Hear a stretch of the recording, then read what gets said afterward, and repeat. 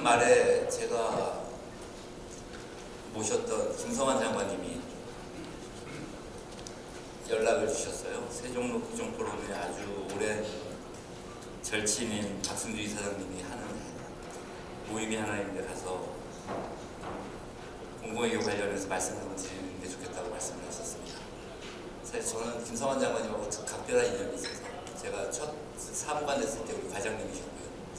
그리고 아까 우리 송민지 대표님을 소개시켜 주신 대로 2차관 보좌관 그리고 외교부서 보좌관 김성환 장관님을 꽤 오랫동안 모셔서 김성환 장관님이 시키면 저는 합니다. 그래서 오늘 나오게 됐는데요. 지난주에 박승주 이사장님이 친히 제 사무실을 방문해 주셔서 세종로 국정포럼이 어떤 철학에서 시작이 되었고 어떤 활동을 하고 있고라는 말씀을 주셨는데 제가 바빠서 원래 30분 정도만 만나 뵈려고 생각을 했었는데 그 말씀에 취해버려가지고 1시간 이상 말씀을 들으면서 감명을 받았던 기억이 납니다. 아까 잠깐 우리 식사한 중에 말씀을 드렸는데 세상은 꿈꾸는 자의 것이랍니다. 정말 박승주 이사장님 포함해서 여기 꿈꾸고 계시는 많은 여러 선배님들 뵈니까 우리나라가 굉장히 아직 갈 길이 상당히 밝고 여전히 할 일이 많구나 이런 생각이 들어서 부담감 많이 있습니다만 기쁜 마음으로 이 자리에 섰습니다. 오늘 제가 우리 세종로 국정포럼에서 저에게 요청하신 우리나라 국가비상 공공외교에 대해서 제가 공공외교를 꽤 오랫동안 한 나는 전문가의 입장에서 좀 말씀을 드릴까 합니다. 우선 공공외교를 말씀을 드리기 위해서 우선 현재 외교안보 환경에 대해서 말씀을 드리지 않을 수가 없을 것 같고요. 그 다음에 우리 국가위상, 여러분 너무 잘 아시다시피 말씀을 드리고, 그 다음에 공공외교, 제 전문 분야인 공공외교에 대해서 말씀을 드리고, 시간이 혹시 허락하면 여러분들 고견을 청취하는 시간을 갖도록 이렇게 하겠습니다.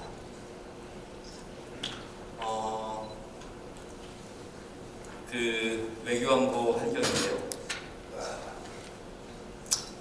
외교안보 환경이 많은 전문가들이 금년 그리고 향후 몇 년간의 외교안보 환경을 딱 한마디로 말하다 보면 불확실성이라고 합니다.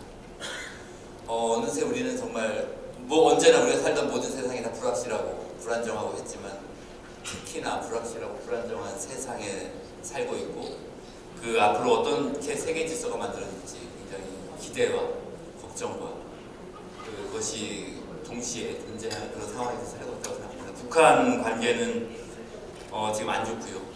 북한이 남북 관계를 적대적 교전국의 관계를 규정을 하면서 핵 미사일 개발을 계속하는 상황에서 남북 관계는 현재 그렇게 좋지 않습니다. 거기다가 여러분 잘 아시다시피 러시아 우크라이나 전쟁이 3년째 이어지고 있고 중동에서 여전히 휴전 얘기가 나오고 있습니다만 여전히 분쟁이 나오고 있어서 지정학적 갈등이 두드러지게 눈에 띄고 있습니다. 또한 과거 WTO 체제가 막 왕성하게 돌아갈 때 세계의 국제적인 분업 이런 것들이 잘 이루어지고 있었는데 지금은 불안정한 국제 정세 속에서 경제 안보 리스크도 가중되고 있어서 안보와 경제와 상호 연동되어서 대표적인 세계 경제를 이끌어가고 있는 미국과 중국 간의 경제, 기술의 상호 간의 의존, 상호 연동 이런 것들이 과거에 비해서 많이 헝클어지고 있는 그런 상황입니다. 그러다 보니까 전 세계적 가치 이념 충돌 양상도 나타나고 있고요. 많은 전문가들이 그리고 미래학자들이 그리고 국제정치학자들이 자율주의와 권위주의 간의 갈등이 두드러지게 나타나고 있다고 지적하고 있고 따라서 가치 이념 체제 간 대립 이런 것들이 격화되고 있다고 평가하고 있습니다.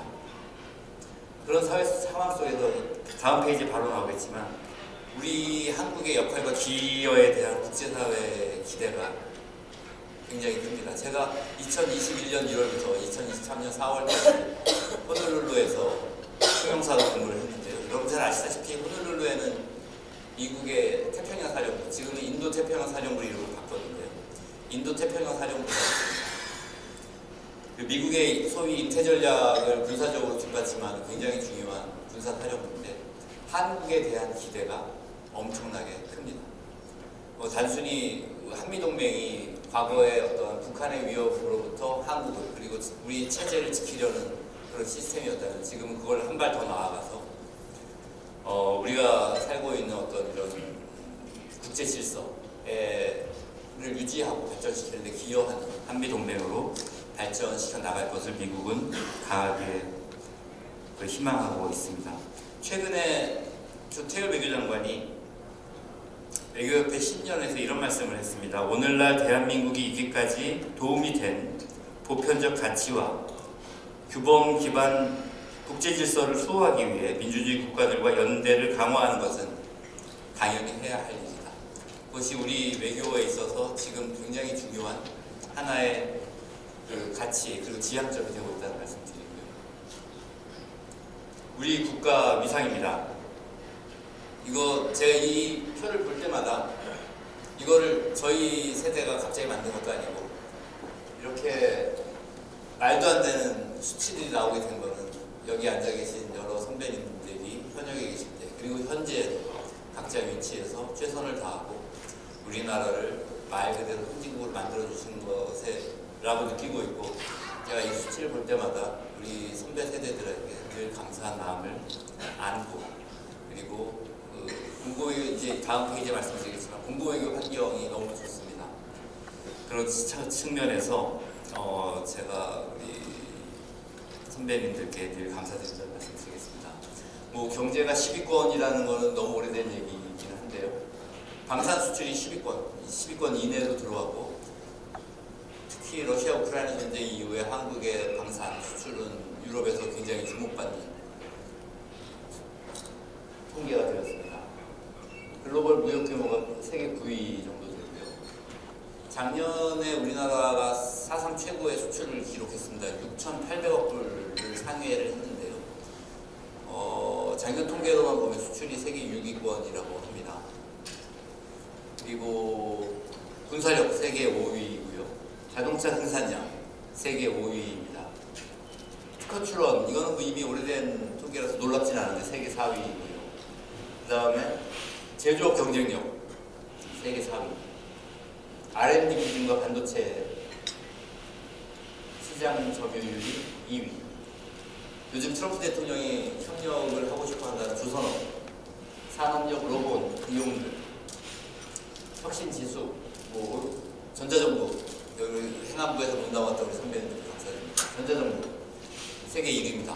이런 식으로 그리고 한국이 소프트파워 세계 1위라는 물론 그 매체마다 좀 수치가 다르긴 하지만 한국이 이런 다양한 분야에서 세계에서 정말 말 그대로 지도국이 되었고요. 더 이상 한국을 개발도상국 혹은 선진국 초입의 국가로 보는 사람들은 아무도 없습니다. 한국은 명실상부 선진국이 되었고요.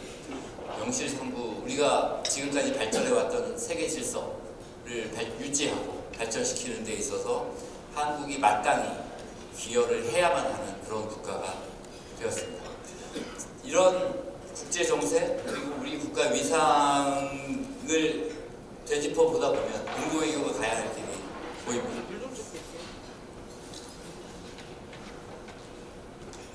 이제 공고외교에 대해서 말씀드리겠습니다. 공고외교는 너무나도 잘 아는 말씀이어서 제가 어떻게 말씀을 드리면 좋을까 했는데요. 먼저 조셉 나이라고 하버드대 교수가 이 하드 파워와 소프트 파워라고 이렇게 국가가 갖고 있는 힘을 나누었습니다. 하드 파워는 어떤 정무적인 혹은 군사적인 힘, 그 다음에 경제적인 힘, 이거를 엮어서 하드 파워라고 불렀고요. 그 다음에 공공외교, 그것은 그런 것들을 소프트 파워라고 불렀는데요. 소프트 파워를 조금 더 그 조셉 나이가 정의한 그 용어에 따라 보면 강압이나 거래가 아닌, 그러니까 강압은 정무외교를 얘기하는 거고 거래는 경제외교를 얘기하는 거죠. 강압이나 거래가 아닌 매력을 통해 원하는 것을 얻는 능력을 소프트 파워라고 했고요. 그 한 국가가 어느 정도의 소프트 파워를 갖고 있는가를 보려면 세 가지 요소를 분석해 보면 된다라고 그 조승나이 교수가 얘기를 합니다. 하나는 문화고요. 두 번째는 국내적인 가치, 셋째는 국제적인 정책. 그 얘기하는데요. 문화는 명실상부 한국이 세계 1등입니다 지금. K-팝, K-드라마, K-무비 이런 것들이 나올 때마다 전 세계 소비자들이 열광을 하고 있고요. 국내 가치라 하면 한국의 경제적 성공, 원조를 받는 국가에서 주는 국가도, 그리고 세계 최빈국에서 지금 세계에서 가장 잘 사는 나라로 성공한 것이 많은 세계인들에게 커다란 울림을 주고 있어서 한국의 경제적 성공은 의심의 여지가 없다고 생각합니다. 또한 민주주의인데요. 한국의 민주주의는 많은 사람에게 놀라움을 주고 있습니다. 그래서 어떤 이런 국내 가치들이 상당히 존경을 받고 있고, 국제적인 정책, 그러니까 어떤 타국을 지원하는 것, 혹은 세계 평화를 유지하기 위해서 한국이 기여하는 것에 대해서도 높은 평가를 받고 있어서 한국은 하드파워가 세계 한 5에서 10위권이고 소프트 파워도 상당히 높은 수준에 있어서 한국의 종합적인 스마트 파워 국력은 굉장히 상위에 있다고 말씀을 드릴 수 있겠습니다. 조셉 나이 교수 한 번 더 말씀을 드리면, 조셉 나이는 세계 정치에서 성공하기 위한 수단인 스마트 파워가 있어야 세계 정치에서 성공한다고 보고 있는데, 스마트 파워는 그러니까 하드 파워, 그러니까 단단하지도 않고, 그리고 순전히 소프트하지만도 않다. 그러니까 하드 파워와 소프트 파워가 합쳐져야 스마트 파워라는 것들이 만들어지는데, 그런 것들을 위해서 그런 어떤 스마트 파워에 있어서 한국이 명실상부한 굉장히 강한 나라가 되었습니다. 그런 의미에서 이런 하드 파워와 소프트 파워를 갖춘 한국이기 때문에 공공외교를 할 수 있다고 생각을 합니다. 실제로 2016년도에 국회에서 공공외교법이 통과가 됐고요. 지금 그 공공외교법에 따라서 매 5년마다 공공외교 기본계획을 발표를 하고 있습니다. 아까 우리 송민주 대표님이 그 정책 지식 문화 말씀을 하셨는데요. 그 공공외교 선택 컨텐츠가 이 세 개라고 합니다. 이게 피라미드로 되어 있는 이유는 문화를 좋아하는 사람들의 저변이 훨씬 넓고, 그리고 숫자도 많습니다. 근데 한국의 문화를 좋아하다 보면 한국이 어떤 나라가 해서 한국에 대해서 공부를 하게 된대요. 그래서 한국 바로 알기에 대해서 관심을 갖고 한국어도 배우고 한국 역사도 배우는 사람들이 늘어나게 되고, 그런 사람들이 늘어나게 되면 한국 정책, 한국이 지향하는 가치가 무엇인가에 대해서 관심을 갖는 합니다. 그래서 저희는 기본적으로 많은 사람들이 한국을, 문화 같은 경우는 사실 정부가 하고 있는 일보다는 우리 민간이, 그리고 우리 영화 제작사들이, 그리고 K-팝 창작자들이, 그리고 한강 같은 놀라운 작가들이, 그리고 여러분들 같은 어떤 한국의 어떤 소프트 파워를 알리는 선구자들이 많이 알리고 있다고 생각이 들고요. 그래서 지식 정책 공공외교를 하기 굉장히 좋은 환경이다라는 말씀을 드리겠습니다. 이게 2023년도에 그 공공외교법에 따라서 5년 단위 기본 계획을 세운 건데요. 기본적으로 목표 1, 2, 3 했는데, 목표 1은 아까 앞에서 표에서 본 것처럼 정책 쪽에 중점을 두고 앞으로 전략적으로 잘 추진해보자는 목표를 세운 거고요. 두 번째는 우리의 자랑, 문화, 그리고 지식에 대해서 어떻게 문화와 지식을 활용해서 공공외교 목표를 달성할 것인가를 한 거고요. 세 번째는 디지털입니다. 요즘 디지털 시대에 살면서 한국이 얼마나 디지털 분야에서 세계적으로 영향력이 있고 잘하고 있는지를 가지고, 이런 다양한 아이템들을 가지고 공공외교 목적을 달성하기 위해서 활동하고 있다는 말씀을 드리겠습니다. 조금 더 깊이 들어가 보도록 하겠습니다. 전략적 정책 공공외교입니다. 저 왼쪽에 있는 거는 좀 자랑하려고 저희가 이렇게 열심히 하고 있습니다라고 리스트를 좀 갖고 온 거고요. 실제로 정책 공공외교를 하기 위한 주제들은 굉장히 많습니다. 한국의 모든 것, 그러니까 예를 들면 UN PKO 활동부터 시작해서, 그리고 한국이 하고 있는, 저기 보면 중앙지방협력회의 이런 것도 있네요. 그러니까 한국의 어떤 중앙 정부와 지방 정부 간의 어떤 연계, 그리고 굉장히 다양한 주제에 대해서, 그리고 주로 좀 저개발국 혹은 소위 개발도상국이라 하는 나라들은 한국의 경제발전 과정, 그리고 정치 통합 과정에 대해서 엄청나게 관심이 많습니다. 한국이 지금까지 걸어왔던 모든 발자취들에 대해서 많은 세계 시민들이 관심을 갖고 있다고 말씀을 드리겠고, 그것을 통해서 저희가 공공외교 활동을 하고 있습니다.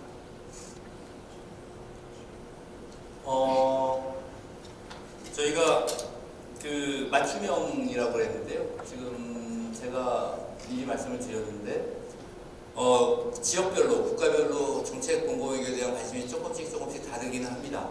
최근에 아까 말씀드렸다시피 그 경제와 안보가 서로 융합되는 그런 시대에 살다 보니까 최근에는 어떤 우리가 갖고 있는 AI, 반도체 등 어떤 신기술을 어떻게 활용할 것이냐에 대한 정책 공공외교를 하기를 희망하는 국가들도 많고요. 주로 유럽이나 미국이 그렇습니다.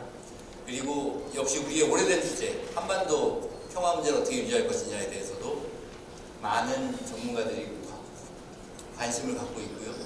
또 하나는 최근에 어떤 새로운 세계 질서가 형성되는 과정에서 한국이 어떤 역할을 할 것이냐에 대해서 관심을 갖고 있는 국가 전문가들도 굉장히 많습니다. 그래서 한국의 역할, 2022년 말에 정부가 발표했던 한국의 인도태평양 전략에 대해서는 그거 관련해서 어떤 저희가 세미나를 한다거나 정책 토론회를 하면 굉장히 많은 전문가들이 참석하는 현상을 볼 수 있고요.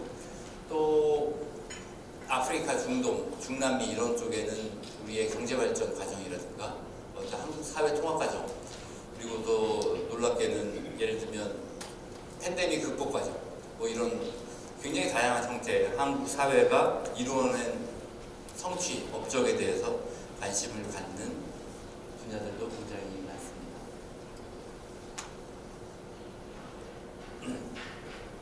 이거는 정상외교인데요. 사실 지금 정상외교는 외교에 있어서 굉장히 중요한 부분을 차지하고 공공외교도 마찬가지입니다. 그래서 나토 같은 경우가 2022년부터 지금 저희가 3년째 초청을 받았고, 금년에도 나토 정상회의가 열릴 텐데요.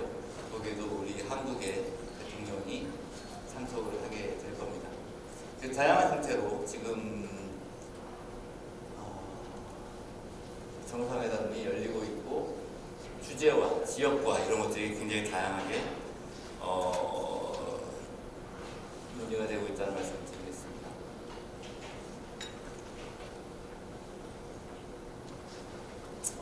이게 숫자가 잘 안 보이실 텐데요. 제가 읽어드리면 이게 아세안을 대상으로 저희가 설문조사를 한 게 있습니다. 이게 뭐냐면 지금 미중 경쟁 시대를 살면서 미국과 중국을 제외한 제3의 전략적 파트너를 선택하면 누굴 뽑겠냐라고 아세안 사람들한테 물어보았습니다. 근데 그 답을 말씀드리기 전에 아세안에서 그 국가에 대한 호감도를 조사를 해보면 한국이 일본과 더불어 압도적으로 1등 또는 2등을 차지하고 있습니다. 굉장히 한국을 좋아하고요. 한국의 모든 것, 특히 한국의 문화라든가, 그래서 아세안 사람들이 한국을 되게 좋아합니다. 우리 한국에 관광도 많이 오고요. 또 한국 분들이 아세안으로 관광도 많이 가고, 그래서 상호 어떤 도움이 되는 그런 관계로 발전하고 있는데, 이런 전략적 파트너를 누구를 뽑겠느냐고 했더니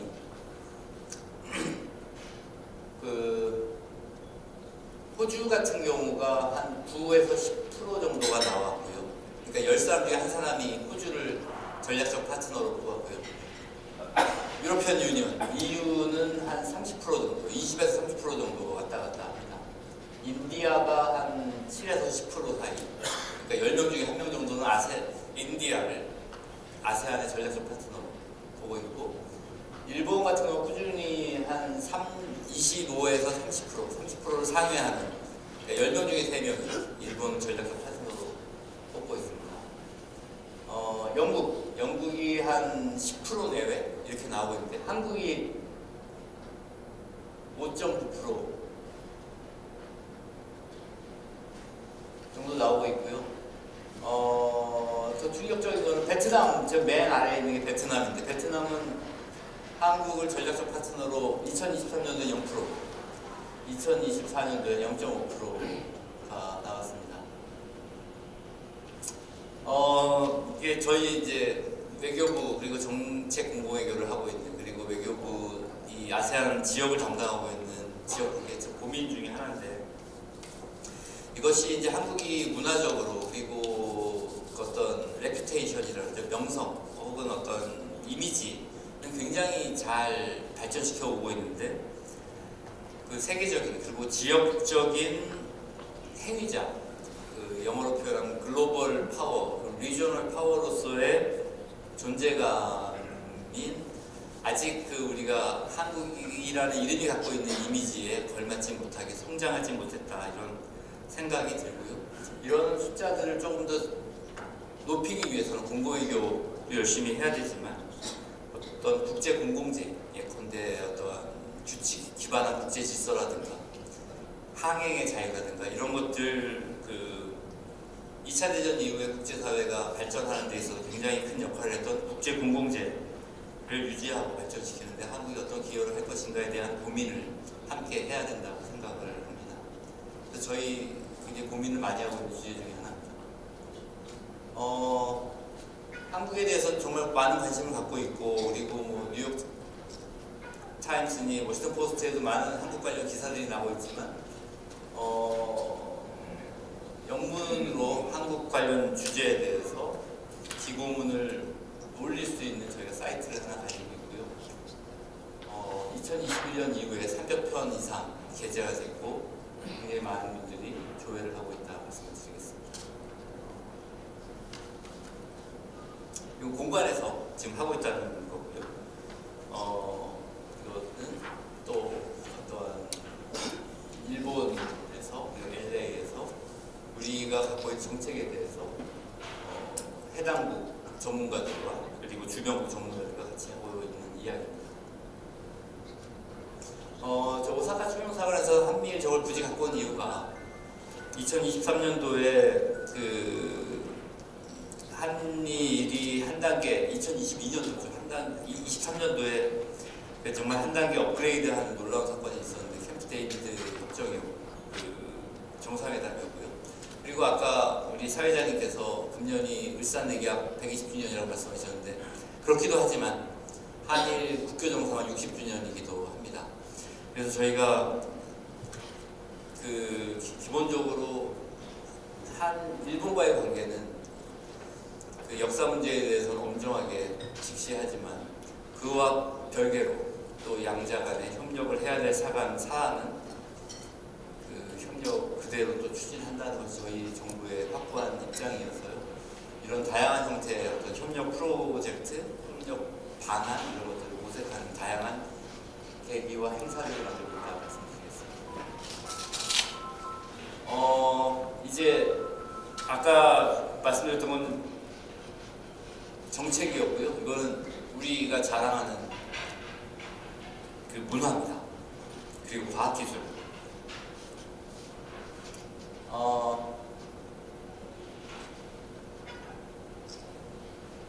요즘 뭐 AI 시대를 살고 있다고 합니다. 그 AI가 미칠 우리 영향이 얼마나 심대하고 얼마나 넓을지 예측하기 어렵긴 한데요. 그래서 AI를 어떻게 우리가 활용하고 어떻게 규제하고 어떻게 발전시킬 것이냐가 전 세계의 관심사 중에 하나입니다. 한국에서 작년에 정상회의가 개최가 됐는데요. 한국이 AI의 선도국 중에 하나로서 이런 사회적 책임을 다하려는, 국제적인 책임을 다하려는 말씀을 드리겠습니다.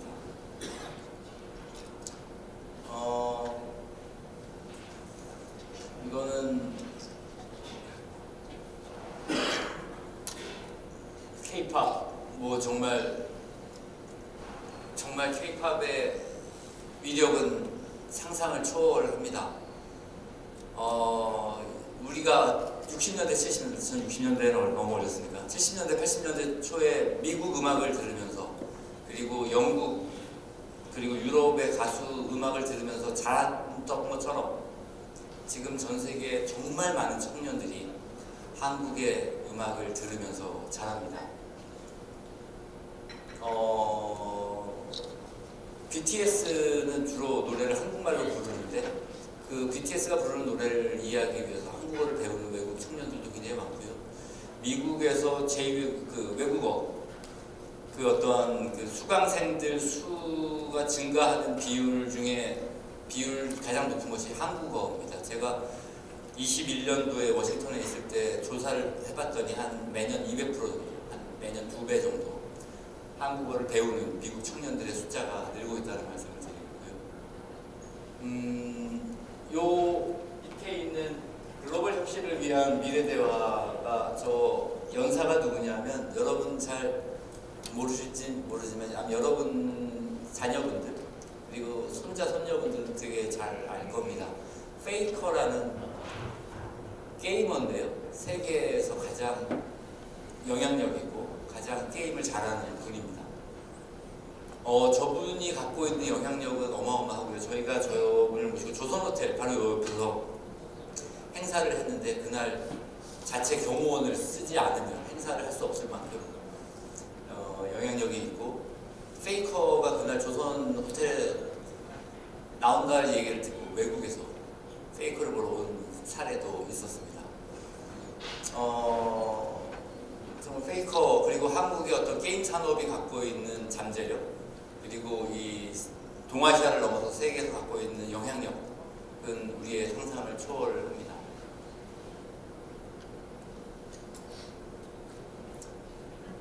이거는 저희가 코리아 위크라 그래가지고 공관에서 한국을 소개하는 과거에는 뭐 음악회, 영화제 무슨 이런 식으로 하나씩 행사를 했었는데 그런 것들이 조금 집중도가 좀 낮아진다는 지적들이 있어서 저희가 단기간에 모아서 한국 관련된 행사를 마치 종합 선물 세트 담듯이 담아서 합니다.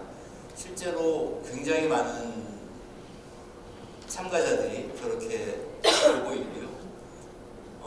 적게는 수백 명, 많게는 수천 명이 매년 이런 행사들에 찾아오고 있습니다. 대표적인 성공적인 공공외교 모델이 되었습니다.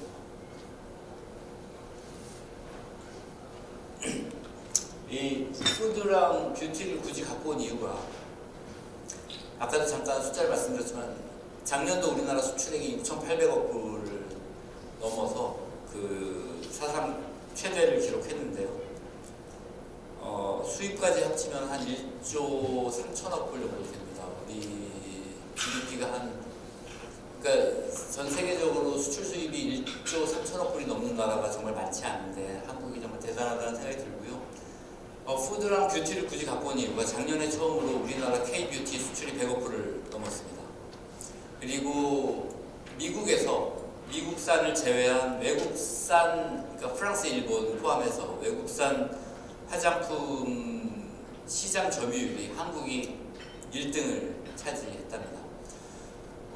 K-뷰티 같은 경우는 정말 우리가 상상을 초월할 만큼 영향력이 큰데요. 제가 호놀룰루에 있을 때 아까 말씀드렸다시피 군인들이 많다고 했잖아요. 저희가 이제 부부 동반으로 저희 집에서 파티를 많이 했습니다. 그래서 저녁을 모시게 되면 저희가 거기 있는 장성들 부인들에게 설화수 선물을 했는데요. 설화수 선물을 받은 사람들의 공통점이 뭐냐면 첫 번째, 설화수가 뭔지 압니다. 그 3스타, 4스타 부인, 3스타, 4스타 미국 내에서 3스타, 4스타 굉장히 상위에 있는 분들인데 설화수가 뭔지 알고요. 그리고 굉장히 좋아합니다.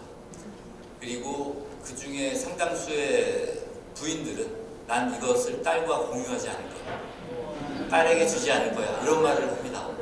그리고 정말 좋아하세요. 그래서 설화수는 외국인에게 주는 가장 반응이 좋은 선물 중에 하나가 되었습니다. K푸드 같은 경우 과거에는 우리 해외 나라에 계신 우리 재외동포분들, 교민분들이 주로 소비하기 때문에 라면이 수출이 됐다면 지금은 그렇지 않습니다. 작년에 K푸드가 100억 불을 돌파했는데요. K푸드의 주로 소비자는 현지인들입니다. 앞으로 앞으로도 이 K푸드는 계속 증가할 거고요. 여러분 기억하실지 모르겠지만 2, 3일 전에 뉴스에 김값이 많이 올랐다고 보도가 됐습니다. 그래서 물가 당국에는 비상이 걸렸는데 그 여러 가지 원인 중에 하나가 김 수출이 늘어서 국내 소비를 다 충당하지 못하기 때문에 김값이 올라갔다, 이런 정말 뿌듯하면서도 마음 아픈 그런 기사를 봤던 기억이 납니다.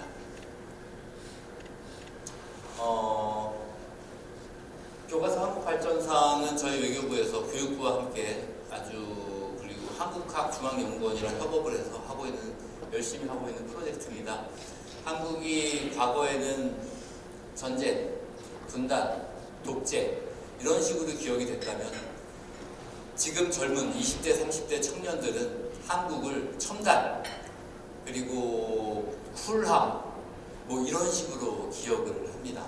그래서 한국 발전상이 분단됐고 권위주의 하에 있고 라고 하는 것들이 더 이상 한국을 반영하지 않고 있기 때문에 저희가 이런 현지 교과서를 바꾸는 작업들을 외국 정부들과 협의해서 하고 있다는 말씀을 드리겠습니다. 시간이 많이 가서 빨리빨리 넘기겠습니다. 마지막으로 디지털입니다. 디지털은 한국의 디지털은 정말 놀라울 정도로 세계를 주도하고 있는데요. 이 역시 정말 선배님들의 선견지명이 만들어낸 놀라운 혁신이 아닌가 생각이 듭니다. 우리가 광케이블이 1980년대 깔렸더라고요. 그리고 외환위기 직후에 이 디지털 분야에 엄청난 투자가 들어오면서 한국이 디지털 강국이 되었고, 그때 정부의 투자에 의해서 한국 세계 게임 업계를 주도하는, 선도하는 정말 세계적인 게임 기업들이 생겨났고, 그런 의미에서 디지털 분야에서 한국이 다양한 수치에서 세계에서 상위권에 있는데요. 특히 디지털 관련해서 우리가 작년 3월 달에 정상회의를 하였습니다. 민주주의 정상회의였던 건데요. 그때 디지털이 어떤 이런 포지티브한 측면도 있지만 이것을 통해서 어떤 허위 정보라든가 가짜뉴스라든가 이런 것들이 우리 민주주의를 위협하는 측면도 있어서 요즘 공공외교에 있어서 디지털 세계에서 그 허위 정보를 어떻게 대응할 것이냐가 굉장히 초미의 관심사고요. 2023년 12월에 제가 미국 국무부의 공공외교 차관과 함께 양국 간의 이 허위 정보 대응을 보다 더 활성화하기 위한 MOU도 사인을 할 정도로 각국 간의 이런 거는 관심이 많다는 말씀을 드리겠습니다.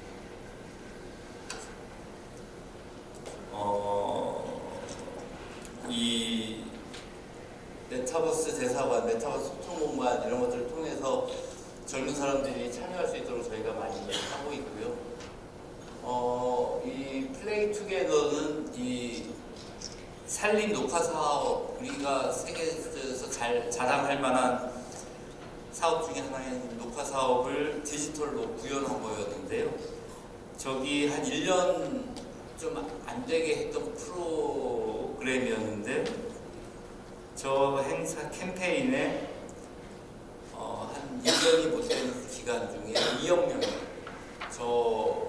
참여를 했고요. 특히 2억 명 중에서 대부분이 동남아 사람들이었다고 저희가 기억을 갖고 있습니다. 이런 어떤 플레이 투게더 그리고 어떤 산림 녹화 프로젝트는 산림청하고 저희가 외교부랑 같이 했던 프로그램이었고요. 이거 관련해서 굉장한 성공을 거두었던 기억이 납니다. 그래서 이 디지털이 잘 활용을 하기로 하면 어떠한 그 파급력도 그렇고 영향력도 그렇고 상당하다는 것을 저희가 몸으로 체험한 그런 상황이었습니다. 저희가 어떤 주요 외교 계기가 있을 때마다 이렇게 디지털 콘텐츠를 제작을 해서 저희가 갖고 있는 코리아즈라는 채널에 올리고, 그 코리아즈 채널에 보면 그 분야 어떤 이슈별로 시청자들이 다르긴 한데 많게는 500만, 700만 이런 식으로 100만 단위의 시청자들이 이거를 시청하고 있고, 그 시청하는 주 시청자들은 내국인이 아니라 외국인이라고 말씀을 드리겠습니다. 근데 사실 저희가 이걸 하기가 되게 용이한 것이 한국에서 외국인들의 시선을 끌만한 프로그램들이 너무 많이 일어나고, 그리고 한국의 연예인들을 좀 섭외해서 같이 하면 이 클릭수가 엄청나게 늘어나기 때문에 저희가 좀 어떤 이런 공공외교 활동을 하기에 좋은 환경이 있다 이런 말씀을 드리겠습니다. 이거는 우리 인도에 있는 우리 대사관에서 나투나투라고 왜 인도 영화가 유명하잖아요. 발리우드라 그래가지고 그 인도 영화가 헐리우드 다음으로 영화를 많이 만든다 그러는데, 인도 영화의 특징은 분무를 한답니다. 거기서 분무를 한 것 중에 하나가 나투나투 춤이라는 게 있는데, 그거를 우리 대사관에서 따라했고요. 그거에 대해서 그 인도의 모디 총리가 트위트로 반응을 했고, 그래서 전 세계적으로 화제가 된 바 있었습니다. 뭐 저희는 공공외교라는 것이 일방향, 우리가 갖고 있는 것을 그 외국인에게 강제로 일방적으로 주입하고 떠먹이는 게 아니고요. 그 상호 교류하고 상호 소통하고, 우리가 그 나라의 문화와 그 나라의 언어와 그 나라의 생각을 이해하려고 애쓰는 것을 보여줌으로써 상호간에 더 나은 소통을 하려고 노력하고 있습니다.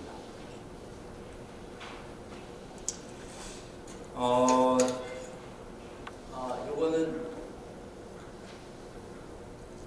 포르투갈에서 했던 연안 정화의 날인데, 맨 오른쪽에 있는 사람이 우리 포르투갈에 있는 우리 한국 대사입니다. 이게 사실 우리 한국에서도 늘상 일어나는 일인데요. 뭐 우리 동네 청소하기 이런 거 하지 않습니까? 그런데 이제 그 어떤 연안 정화, 청소, 그리고 기후변화에 대한 대응, 이런 어떤 메시지를 가지고 이런 프로젝트를 현지 NGO와 같이 기획하고 참여하고 홍보함으로써 우리 한국의 어떠한 그 공공외교가 단순히 한국을 알리는 걸 넘어서 그 지역사회와 소통하고, 그리고 그 지역사회와 함께 더 나은 세계를 위해서 같이 나간다, 이런 메시지를 전달하기 위해서 기획된 프로그램이었고, 굉장히 현지에서 좋은 반응을 얻었습니다. 이상 두서없이 말씀을 드렸는데요. 저희 공공외교는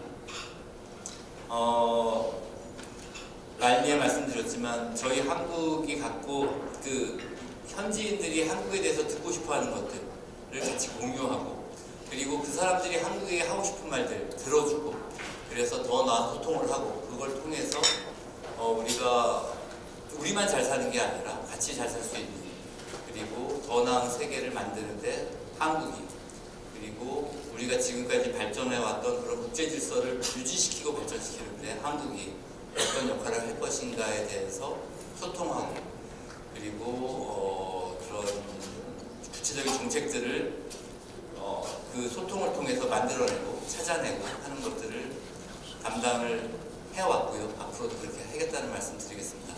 장시간 경청해 주셔서 감사드리고요. 혹시 코멘트 있거나 질문 있으시면 받도록 하겠습니다. 감사합니다. 오늘 강의 따뜻하고 부드럽게 소프트 파워를 발휘해 주신 우리 홍 대사님께 다시 한번 큰 박수 한번 보내주시고, 질의응답 한 3분 정도만 질의응답하는 시간 잠깐 갖겠습니다. 좀 짧게 좀 해주시고요. 강의 잘 들었습니다. 그 공공외교 이제 저희 국제사업공사 입장에서 국내에 있는 그 대사관이 지금 123개로 제가 이해를 하고 있고요. 그 중에서 아마 100여 개는 이제 저희의 도움이 필요할 수도 있는, 그래서 저희 생각에는 국제사업공사회가 지방을 중심으로 지금 발전할 예정이거든요. 그래서 국내에 있는 대사관에 저쪽 그 나라로부터 어떤 민간인들이든지 주요 인사들이 한국을 방한해서 지방을 가고 싶다, 그런 안내를 통해서 어떤 그 상호 국내에 있는 기업체하고 방문하는 분들하고 연결을 지어서 그쪽 그 상대방 나라에 진출하는 데 도움이 되는 방법도 있지 않을까 그런 생각을 하고 있는데 이제 그게 저희는 공공외교일 수도 있다고 생각을 하고 있는데 대사님 의견은 어떠신지 좀 듣고 싶습니다. 감사합니다. 질문을 다 받고 한두 번만 더 좀 짧게 부탁드립니다. 저는 노승국 국가미래위원장입니다. 상당히 좋은 말씀 잘 들었고요. 우리나라 위상이 이렇게 가상을 한 번도 느꼈습니다. 이 부분은 국민과 기업들의 어떤 역할이라고도 할 수 있겠지만은 아마 대통령이라든지 정치인들의 역할도 크다고 하는데 최근에 이제 이렇게 비난받고 탄핵받고 이렇게 구속되는 이런 가운데서 우리나라의 국격이 약간 떨어지다 시작하는데 이 부분에 대해서 좀 설명을 좀 해주시기 바랍니다. 왜냐하면 아시안에서 우리나라의 어떤 역할이라는 것이 이런 소프트 파워 이름에도 불구하고 한국에 대한 어떤 전략적 판단가 굉장히 낮은 이 부분은 그런 정치적인 책임이 있지 않은지 생각 드는데 한번 좀 말씀 좀 해주시기 바랍니다. 감사합니다. 네, 마지막으로 한 번 더 해. 아니면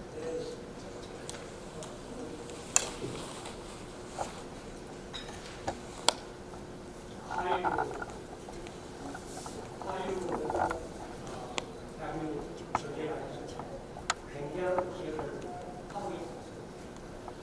화류나 수출, 전기 자동차 수출, 또 전기 배터리 많다고 그런데 이 화류의 발전에 여러 가지 요인들이 있는데 그 중에 하나가 홍익인간의 정신을 포함하는 상생의 정신이라고 만석 수학들이 강조하고 있습니다. 그래서 그러나 불행하게도 대한민국은 OECD 보고서에 의하면 갈등 순위는 세계 50국가에서 상위에 있습니다. 불행하게도 갈등 관리 지수는 세계 30개 중에서 27라고 정부에서 그런 홍익인간의 주 정신을 더 확대시키기 위해서 갈등 관리 지수 발전해서 많은 것들이 있어야 되지 않을까 예상입니다.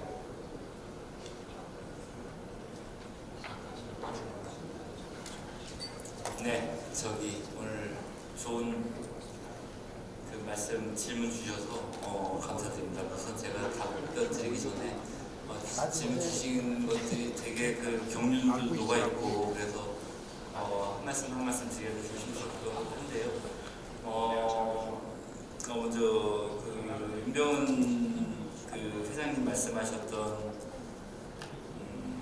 어떤 외국의 민간 혹은 정부기관 인사 방안실의 어떤 안내 혹은 어떤 그런 지원을 하는 것이 양국 간의 협력은 물론이거니와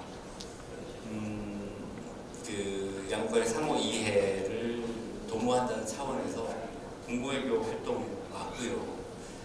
공공외교법에 따르면 공공외교라 함은 대한민국에 대한 외국 국민들의 이해와 신뢰를 증진시키는 모든 활동, 공공외교라고 하고 있습니다. 그래서 공공외교의 과거에는 외교의 주체가 중앙정부, 그 중에서 특히 외교부만 한다고 되게 편협하게 해석하던 시기가 있었는데요. 지금은 그런 시기 지났다고 생각을 합니다. 정부만 하던 외교의 시대로는 더 이상 이런 복잡하기하고 어떤 이런 불안정하고 불확실한 세계를 대처하기 어렵고요. 모든 사회 주체들이 외교의 주체로 할 수 있고, 그래서 아까 여기 우리 세종국정포럼의 주제국인 나는 민간의 교관이라는 제목에 대해서 적극적으로 동의하고요. 한국에 있는 외국 공관 한 123개 중에 굉장히 많은 공관들과의 어떤 협력을 통해서 상호간의 이해를 제고하고 상호간의 지원을 하고 하는 것들은 훌륭한 공공외교 활동이고요. 그런 활동을 수행함에 있어서 정부가 지원하거나 도움을 드릴 수 있는 것이 있다면 마땅히 저희가 역할을 하도록 하겠습니다. 그런 말씀드리고요. 그다음 노승규 위원장님께서 주신 말씀 중에 최근 국내 혼란 상황이 한국 국격에 영향을 주는 거 아니냐 말씀 주셨는데 현직 공무원이 답하기 참 어려운 질문을 주셨다는 말씀 먼저 드리겠고요. 영향이 없지 않다고 개인적으로 생각합니다. 근데 다만 지금 우리 국제사회에서 한국의 어떤 이런 최근의 정치 혼란에 대해서 굉장히 우려 섞인 시각으로 바라보고 있긴 하지만 한국 사회가 갖고 있는 저력 그리고 헌법 질서 내에서 이런 것들이 관리되고 있는 것에 대해서 굉장히 놀라워하고 있습니다. 그래서 이것이 단기적으로 한국 국격에 나쁜 영향을 미칠지 좋은 영향을 미칠지 솔직히 잘 모르겠습니다. 근데 그럼에도 불구하고 우선 우리나라 정도의 나라에서 이런 상황이 터졌다는 것이 놀랍긴 한데 그럼에도 불구하고 이런 혼란을 헌법 질서 내에서 관리하고 있는 나라 또한 대한민국밖에 없다는 생각이 들어서 이런 상황들을 우리가 앞으로 어떻게 잘 관리하느냐에 따라서 한국의 국격은 이거를 극복하고 더 나아갈 수도 있고 아니면 추락할 수도 있다는 생각이 들어서 지금 굉장히 위중한 시기에 살고 있다고 생각이 듭니다. 그래서 제가 한국 국격과 직접적으로 영향을 미치는 어떤 정책 결정을 하기에는 할 위치에 있지는 않지만 어쨌든 제가 외교부 국무회교 대사로서 이 업무를 함에 있어서 지금 위원장님 말씀하신 대로 한국 국격에 미치는 영향이 최소화될 수 있도록 하도록 여기 외교단 만나서도 그렇게 소통하고 있고요. 그런 메시지 전달하고 있다는 말씀을 드리겠습니다. 마지막으로 한류의 중요성에 대해서 말씀 주셨는데 너무 감사드리고요. 전적으로 동의합니다. 한류가 이렇게 전 세계적으로 성공할 수 있었던 요인에 너무 많은 것들이 제기가 되고 있는데 아까 회장님 말씀하신 대로 홍익인간의 정신 그리고 어떤 상생의 정신 말씀 주신 것에 대해서 적극적으로 찬성하고요. 동의하고 저도 앞으로 누군가가 만약에 한류의 성공 요인이 뭐냐 하면은 여러 가지 요인 중에 하나로 홍익인간 말씀을 꼭 드리도록 하겠다고 생각을 해왔습니다. 한국의 갈등 순위가 높은데요. 이게 제가 정치학자는 아니고 또 현직 공무원이 한국 사회를 객관적으로 평가하는 것은 굉장히 바람직한 일은 아니지만 한국이 짧은 시간 내에 이렇게 다양한 분야에서 집약적으로 발전을 하다 보니까 갈등이 이렇게 표출되고 하는 건 너무 당연한 일인 것 같습니다. 그리고 어제도 제가 다른 모임에 갔다가 유럽에 있는 한 국가 대사랑 얘기를 했는데요. 우리뿐 아니라 지금 프랑스, 독일, 영국, 미국, 일본도 마찬가지죠. 공통점이 뭐냐면 다 민주주의 위기를 겪고 있고 내부적으로 갈등을 겪고 있다는 얘기를 어제 유럽에 있는 유럽 출신 대사랑 잠깐 얘기를 한 적이 있는데 이 갈등이 지금까지는 한국이 발전하는 데 있어서 굉장히 동력이 된 측면이 있다면 현재 갈등이 너무 어떤 양극화 이런 것들이 너무 첨예해서 한국 발전에 저해되는 상황까지 온 게 아니냐 하는 우려가 제기되고 있어서요. 이런 것들에 대해서 정부가 당연히 역할을 해야 된다고 생각하고요. 또 이게 정부만 가지고 될 일은 아닌 것 같고요. 정치권에서도 이런 것들에 대해서 고민을 해야 되고 그런 의미에서 저는 세종로 국정포럼이 할 역할이 있다고 생각합니다. 한국 사회의 어떤 갈등 조정 그리고 갈등을 완화하고 하는 데 있어서 세종로 국정포럼이 큰 역할을 해줄 걸 기대하고 또 여러분들 대한민국 사회 발전을 위해서 지금까지 애써오셨는데 지금은 갈등 조정, 갈등 완화를 위해서 더 큰 역할을 해주실 걸 기대하면서 오늘 제 말씀 마치겠습니다. 감사합니다.